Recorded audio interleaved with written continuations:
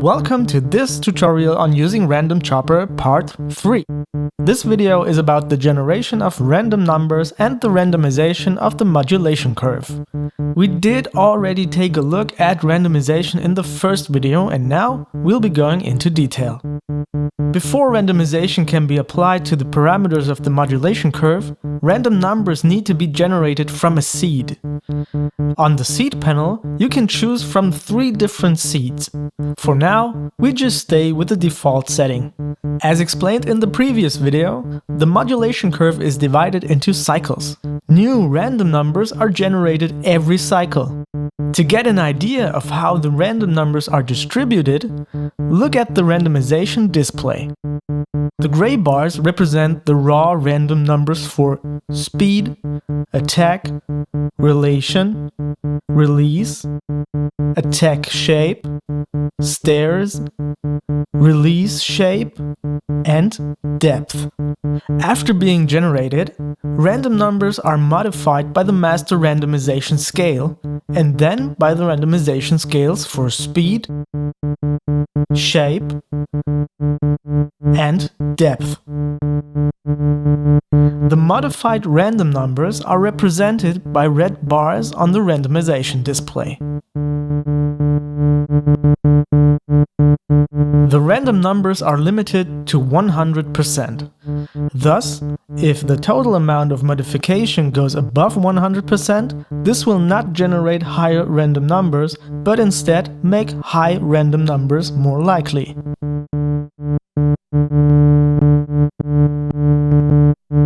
With the mono stereo button, you can toggle whether both the left and the right channel use the same modulation curve, or the modulation curve is randomized individually for each channel. With stereo enabled, the actual difference between the left and the right channel depends on the amount of randomization.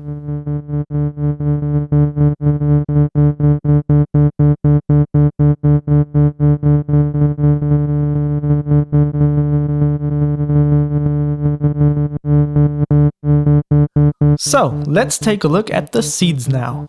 The signal seed generates random numbers based on the input signal. There are 3 options: loosen, constant, and stabilize. With stabilize, smaller random numbers are generated at a lower signal gain. You can hear that the modulation curve varies more and more as the sound gets louder,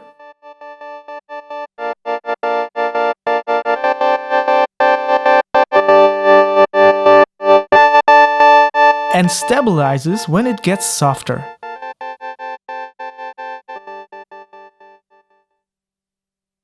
Loosen does the opposite and generates smaller random numbers at a higher signal gain.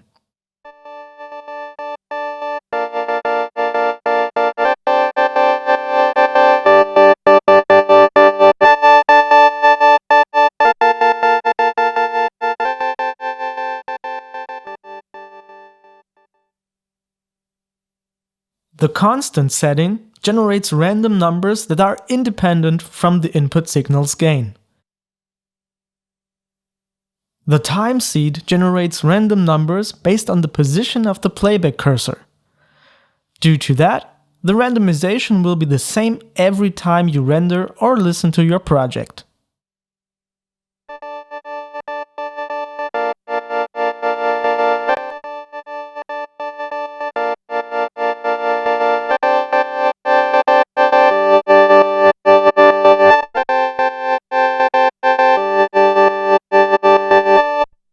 You can also use the time seed to synchronize 2 or more instances of Random Chopper as long as they use the same time seed algorithm, the same modulation speed,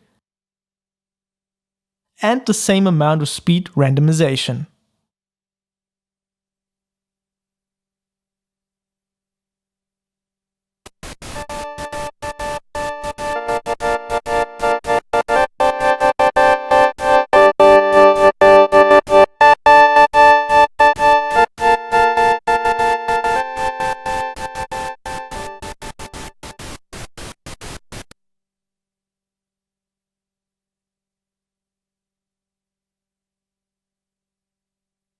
The sequence seed simply takes random numbers from a predefined random sequence.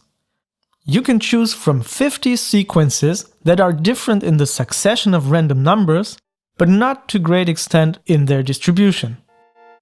Generally, the seed settings can be considered as quite advanced, and in many cases, the choice of the random seed will not have that much of an effect on the resulting sound. If you do not know which seed to select, in most cases, any sequence seed should be fine. In the next video, we'll talk about the settings on the launch and multi-panels. Among other things, we'll learn how a sequence seed can be used in combination with launches to create a repeated randomized pattern. Alright, that's it for today. Thanks for watching and see you next time.